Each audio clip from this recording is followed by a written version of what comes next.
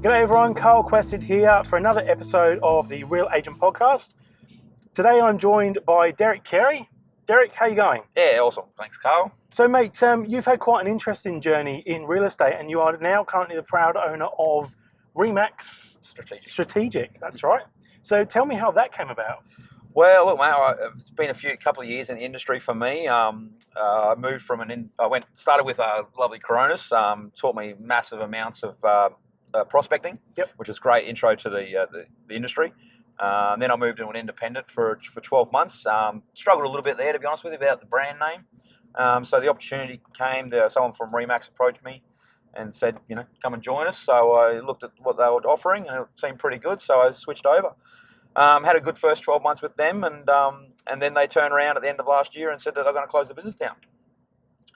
So just shut the doors. Just shutting the doors. Yeah, look, they were the only Australian property investor magazine, and a few things were going on with the magazine, and they just said, yeah, that's it, we're going to close down. So I went for a few. I liked Remax, and I didn't really want to leave Remax, so I went for a few interviews with other principals, and sort of sat there thinking to myself, I had one staff member who was going to follow me as well, and I thought of myself, well, it's the opportunity to present itself to take over. So I put my hand up, and 2 months later, I'm the proud new owner of a Remax franchise. There you go. And so how are things going as business? Is this your first time owning a business? Not the first time owning a business, but first time in real estate, obviously owning a business. Yep.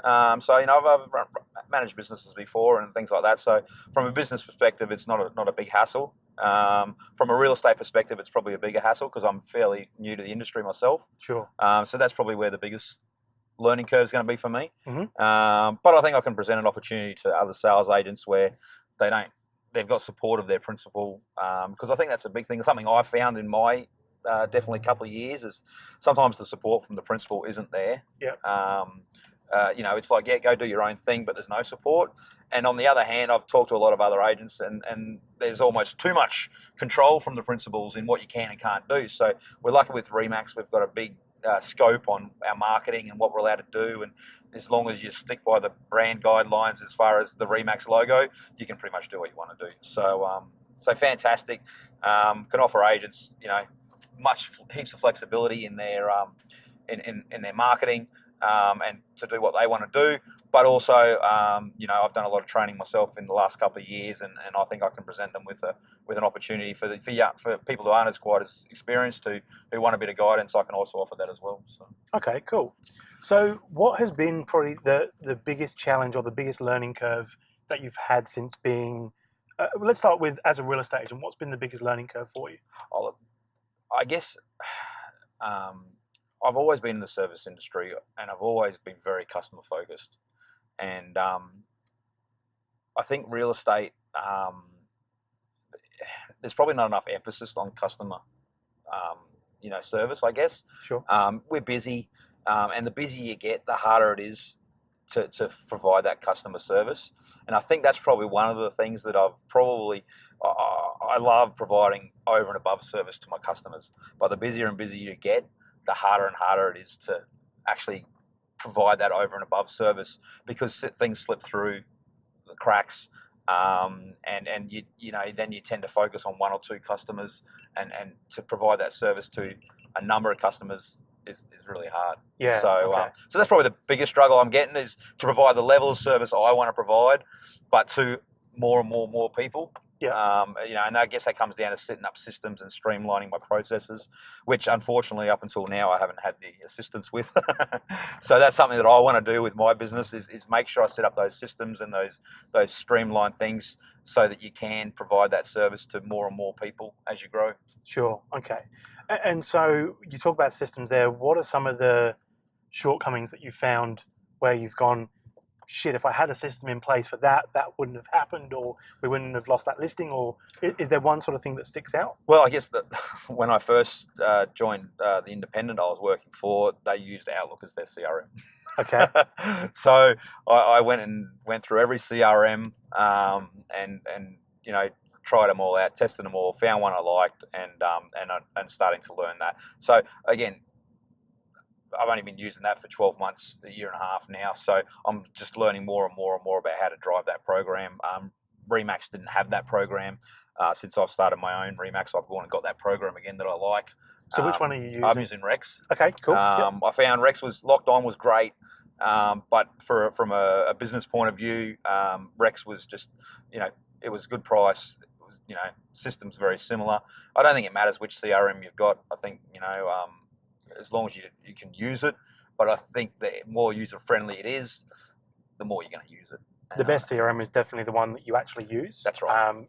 And I've seen agents that have absolutely rocked it with an Excel spreadsheet because they know how to use it and because they've got their systems in place. 100%. So it's not necessarily about the CRM, but I agree the easier it is to use, the more likely you are to make use of it. So what are some of your favorite features in Rex? Look, to be honest with you, one of the best things is Rex does my trust accounting as well. So from a new agency point of view, we don't have a rental role at the moment, so it's nice and easy. I don't have to have a separate program to run my trust accounting. Just run that through Rex. So that's a great feature for me. Part of that add-on that gives you the trust accounts, though, it actually imports all your inquiries into the CRM. So when someone says an inquiry through realestate.com, it just goes straight in my CRM. I can just action it, and then it'll add the notes in there as an inquiry for me, so you're not double handling all that data. Integrated with real RP data or Price Finder, we use RP data, so integrated with that, so I can just look up a property in Rex and then just import the data from RP data, so that I don't have to double handle. All that data can go into your RealWorks as well, so you can fill your contracts in straight from Rex. And we haven't got Home Pass yet, but it's also integrated with the Home Pass for your open homes. This month or May, I think they're releasing their app. Yep. Which is a standalone. Well, it's integrated with the software, but it's not just a phone or tablet size of the CRM. It's an actually complete different app, and but fully integrated. So we'll be able to use that, on the road, pretty much on our phones to add properties in, do follow-ups, whatever we need to do. So that's going to be really cool. Sure. So you mentioned before that obviously you've always worked in sort of the service industry and customer service is a big focus for you. Yeah. I don't know if you noticed, we just drove past an office there. We're here in Redcliffe. And it was an office that advertises 2% no advertising. Yep. How do you go with balancing, because obviously one of the big responsibilities of an agent is the ability to negotiate not only their fee, but when it comes to selling the property. Yep. How do you balance that need for providing a great customer service with actually getting what you're worth? Look, I think part, like I said, obviously we got commission and marketing. Marketing side of things, if you're not doing the right marketing for your customer, and I don't believe myself personally free marketing is the right marketing. If you're not providing the right marketing, you're not doing them a service. Yep. I've just listed and sold a house at Caboolture. We sold it the first open home. We got great photos. We did some virtual furniture, and we put premier ad. It was the first listing on realestate.com, and we sold it in a week. Now there's a house across the road, standard ad. I was just trying to show some people today that ad to show how bad the photos were because they were taken outside the door. It was shocking. And I scrolled through on my phone through realestate.com for literally 3 minutes and still couldn't get to the ad. Like it's that far down in the search results. Right. So you're not doing your vendors any justice. That's my thoughts. Now, there's agents out there who do free marketing, and in certain areas it may work. You know what I mean? So that's it. But in my area personally, I've just elected to go with those higher level marketing structures, and I think that does the right thing by my sellers. And I think that's what's important is your conviction to what you're doing. If you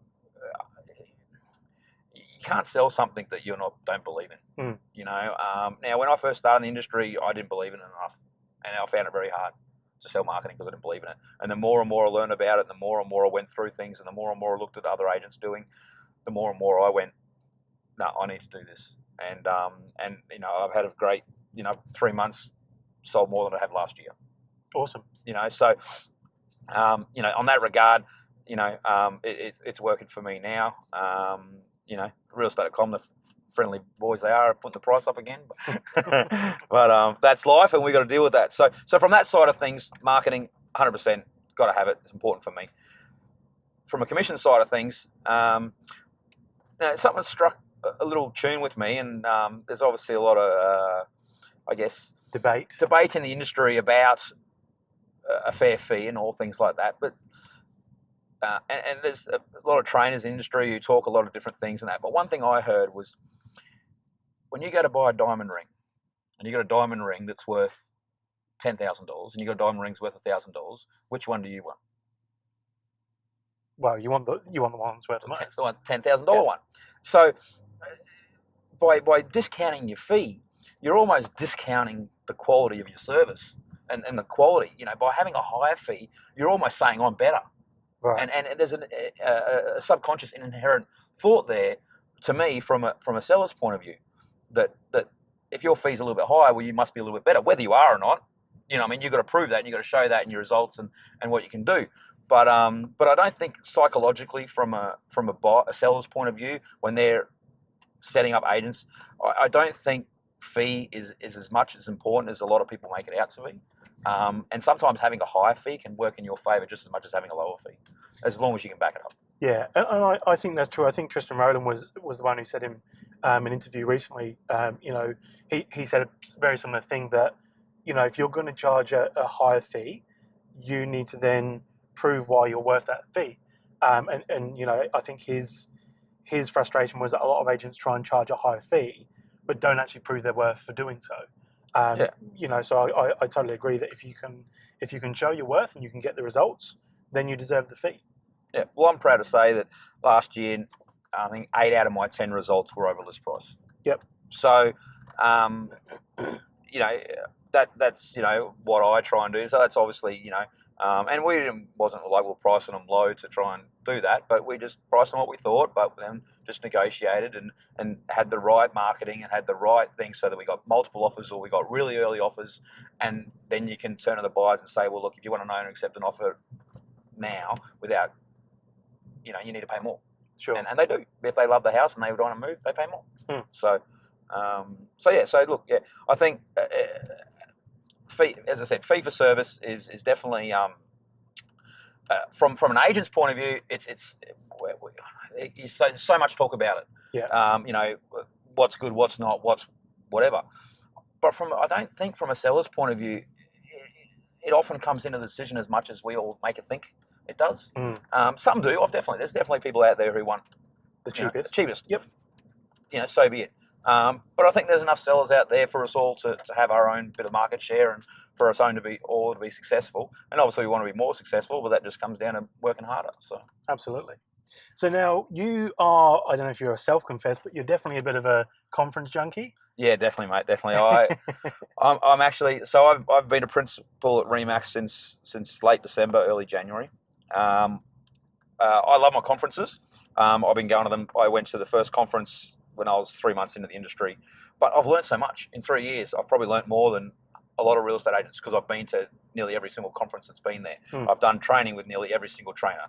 I've got audio CDs and stuff. Josh Fagan, Tom Panos, Aaron Shiner, Glenn Twiddle. Everyone I can find information from. I've been to Remax training 4 times last year.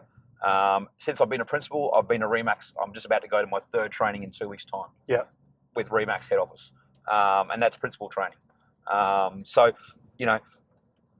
I don't think you can get enough training. I think you can train, and you'll always learn something new. And so for those people out there and those agents out there that see some of the events and go, oh well, look, it's a big sales fest. All the trainers are just selling from stage. It's all just a big send up. Do you think there's some validity in that? Because I believe there's gold in everything. That 100% they're selling their package. Yeah. You know what I mean? They're not like 100% they're selling their package. And if you don't think you need it, that's fantastic. That doesn't mean if you don't go that they're not going to give some free stuff. Chris Gilmore gets up there every single time and tells everybody and shows everybody exactly what he does. You know what I mean? Now sells 160 properties a year. He's got to be doing something right, even if it's just one thing, even if it's just one little idea. I love his customer retention. So every customer, I don't know if you know, Carl, but every customer that he sells a property to, I don't know if he wants me to tell him this. Sorry, Chris, but every customer that he sells a house to or buys a house from him gets put on his database and gets invited to a movie night every 3 months. and get to bring 4 of their friends. Yeah. Now, if you implement that, and you can invite your buyers and your sellers back every 3 months to a free movie night, and they get to bring 4 of their friends, that's 8 people referring from your buyers and sellers every 3 months. They go, are you kidding me? Your real estate agent pays for a movie night for you? Are you serious? Yeah. Like, I mean, how different is that, and how awesome is that? Now, he's given that stuff to us. We can go and implement that whenever we want to. That didn't cost me anything. And it's not worth $100, $200 for a ticket to go to an event. Yeah. Like, what I mean? Like, and that's just one thing, So, yeah, definitely 100%. You can get so much value information out of those events. And you can take it away and implement what you want to implement. You don't have to buy the products off the trainers. If you don't think you need the training, if you don't think you need the accountability, if you don't need that extra hands-on help, there's nothing stopping you taking at least 10, 20, 30, 40. I think the first conference I went to, I wrote down something like 15, 20 pages of notes. Yeah. Of just stuff that was like, learn that. And now I was new, fair enough. And there might be agents out there who've been in the industry 5, 10, 20 years who know heaps of stuff. But they'll take something away, So has there been one moment in your real estate journey, maybe from a conference or something else, where you've had sort of a career-defining moment where things have, really just changed? I would imagine, obviously, taking over as a principal is a big one. Yeah. But has there been anything else where you've kind of gone, by implementing this, I can see that this has happened? Look, okay. I actually was one of the, at my first thing, I actually paid for the training. Yep. All right. I took away that training, and within 1 month, listed and sold a house and got a $15,000 commission. Yeah, right. Now, I paid $4,000 for that training, and I got a $15,000 commission. And I know there's a lot of hoo-ha about worth and, the $1 million agent crap and all that sort of stuff. I'm not interested in that. What I'm interested in is I got training, and I paid for my training, got an extra $10,000 in the pocket. Yeah. I'm ahead. Everything else I've learned from that and I've implemented from that is just bonus now. You know what I mean? Yeah. So whether it was $200 for Tom Panos's training that gave me some great scripts and dialogues, I'm just working with Josh Fagan and Ray Wood doing their listing presentations and trying to put something together to change mine a little bit to add things in and make it more streamlined at the moment. Ray Wood's cost me, I think, $99. Josh Fagan's, I think, is $99 a month. You just can't put a price on those things when it comes down to just getting one listing because of it, because it pays for it. And I think that's the beauty of real estate, isn't it? You're in a situation where anything that you try has the potential to have such a big payoff, and people talk down about letterbox drops, they talk down about direct mail, they talk down about telemarketing, all of these things which might not agree with their rationale or their perception of how things should be done. But if you try these things, and let's say it costs you $1,000 to try telemarketing or $1,000 to try letterbox drops, yeah. If it gets you one listing, yep. Like you say, there's a $10,000 or $15,000 commission at the back. Bought Edgar Natolo's. He's got he advertised on his his website and through some of the fun events he advertised that he's got this killer just sold letter that he sends out to his area. Oh yeah, give it a crack. It cost me $50 for the freaking letter. One letter cost me $50. Sent it out, got a listing. Bang, from that one letter. I only got one listing from it, but that's all you need. Now I've got a letter forever, and I'm geez, $10,000 commission from one $50 letter. Is that not a win?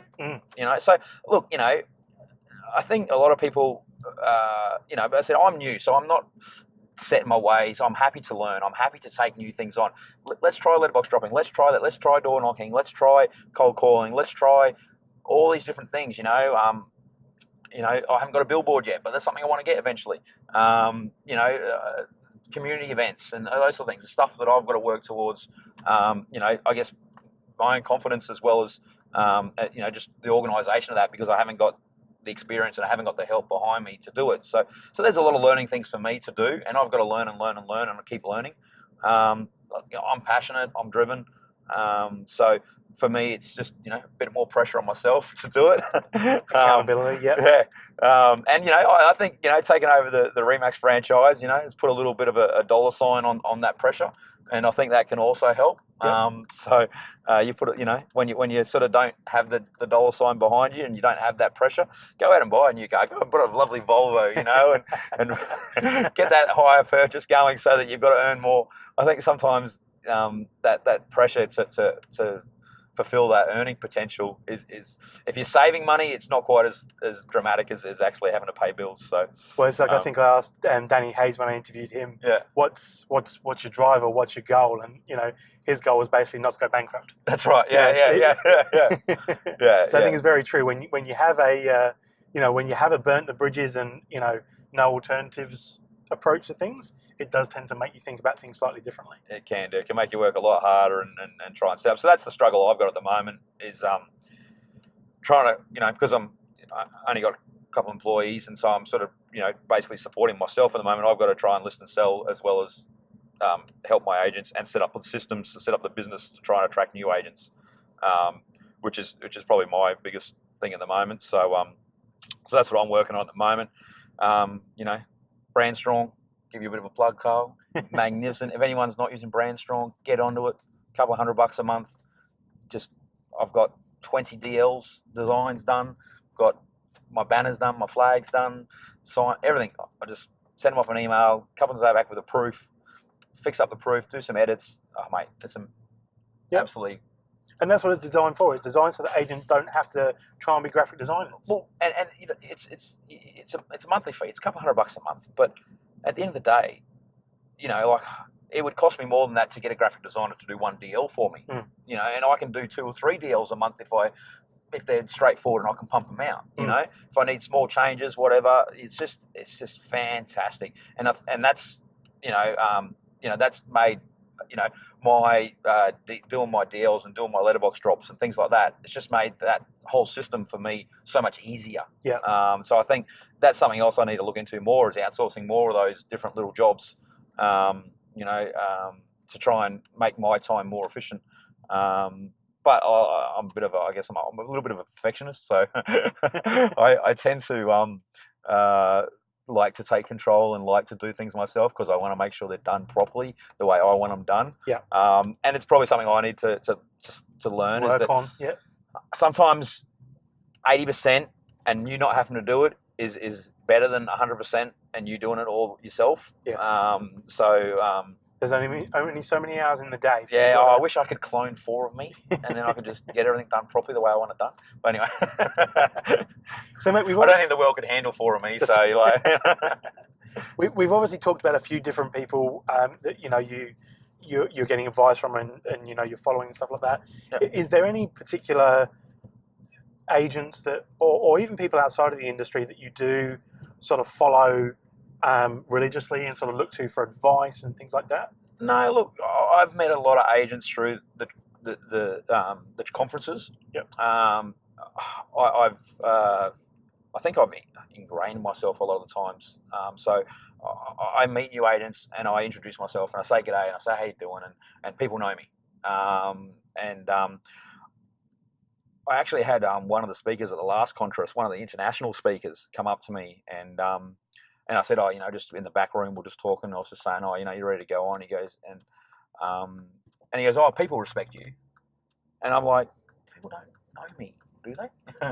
But he'd been there for 2 days and he'd seen me get around and talk to everybody and know everybody. And he even thought that. And I was chuffed about it. I thought, that's fantastic. You asking me to come on here today? I said, you must be scraping the bottom of the barrel. Jeez.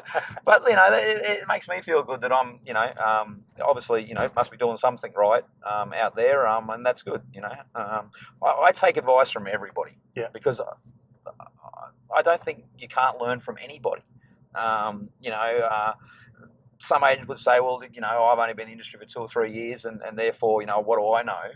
But at the end of the day, if you can learn one thing from me, exactly, then I think that's the key. Is that's a takeaway. I very much live by the motto that when you stop learning, you stop growing. And I think it's so true that when you start to get set in your ways and believe that you can't learn from somebody else, whoever that is, once you start sort of believing like that, that's when you'll start to decline. Yeah, and as I said, learn one thing. Like, take it all in and go, no, I don't believe in that, and I don't agree with that, and I don't, we don't have to have an argument about it. Just say, look, okay, that's what he reckons, and that's his choice to believe all that. Yep. But I like that. I don't like anything else, but I like that one thing. Yeah. And I'm going to take that out, and I'm going to put that in my business, and I'm going to put that in my work, and then you might take, a marketing thing from one person. You might take a work ethic thing from another one. You might take something to do with listing or something to do with like the marketing sort of thing for a side of things. Self-promotion, look at people who community-wise, Jesse James. Jesse James doing his, these guys there. You just look at them and there's stuff they probably do that I don't 100% agree with, but there's stuff they do that I think, I want to do that. Yeah. And then, so I don't really have one person that I go to. I have everybody. Yeah. And most of us are all part of Facebook communities. A couple of different groups in Facebook that we all sit there and have a bit of a gas bag through and have a bit of a de-stress and a whinge every now and again. But and not everybody agrees with everybody, and that's fine because we don't have to, because we're all individuals. I think we tend to sort of go on a little bit too much sometimes, maybe, and I'm probably guilty of it as much as anybody because I'm pretty passionate and pretty strong-willed. So I've got pretty strong opinions. Yeah. And that's fine to have a strong opinion, but if someone doesn't agree with you, you got to say, okay, well, so be it. Let's agree to disagree. Without having an argument or a whinge or a bitch. For sure. So mate, what are the plans for you now being the business owner? What expansion plans do you have? What are your growth throughout 2017 and beyond look like? Well, our office was at Toowong, so I'm moving it to Springwood in South of Brisbane. So we've got to get an office there, and we've got to set all that up and get all that up and running. So that's probably one of the major focuses over the next couple of months, is to find the right premises. We're not going to rush into it. We're just going to find the right place.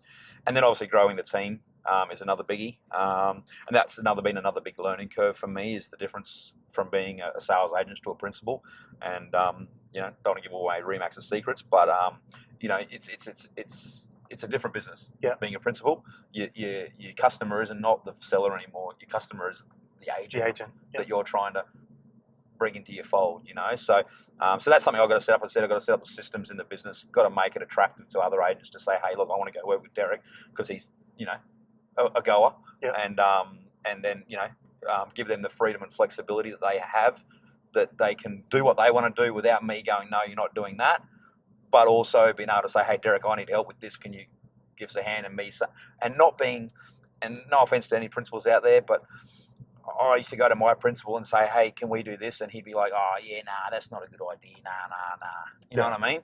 And I don't like that. I'm like, you want an idea? If I got a better idea, I'll come back to you with a counter offer and say, well, why don't we do it this way instead, because I think it's better. But at the end of the day, most agents run their own sort of business. And especially with Remax, we promote a business within a business. Yeah. So if you want to do something, I'm all there to help you. If it's going to help you get listening, help you get sales, it's going to help grow my business, I'm all behind you. Sure. So that's where I'm taking my business. I'm going to be as positive and as forward as thinking as I can to help any of my agents to do what they want to do. So if anyone's out there looking for a job, come see. But look, that's my goal over the next 12 months, is just to get the business up, the shop front up and running, the systems up and running, everything up and running, so that we can be an attractive go for employees. Yeah, awesome. Well, mate, thank you so much for joining us on the Carpool episode. Yeah, you've been a great sport for coming and joining in. And thanks for having us, Carl. Where's the best place for people to? Where do you spend most of your time? Probably on Facebook. I'm on YFaker. You'll always find me on Facebook commenting on something. If you're in the real estate community or in React or not the other group because I got kicked out for being too opinionated. Won't go there today, but I'm always about, and love to catch up with other agents just for a social. Yep. I think unwind and de-stress. Oh, mate, geez, that conference down in Sydney, we got a bit messy at the casino, but anyway, we got kicked out. Story for another day. Anyway, Adam Hayes' fault. That's your fault. But anyway, no, it's been love it. Love being in the industry. Love being a part of it, and I love everybody with friends. I just want everyone to be friends. I want all be friends. Like, seriously, except Ray. I mean, kidding. They're a good mob too. But anyway, So thanks, Carl. Much appreciated. Good stuff, mate. Cheers. Good to see you. Cheers. Right, thanks, mate.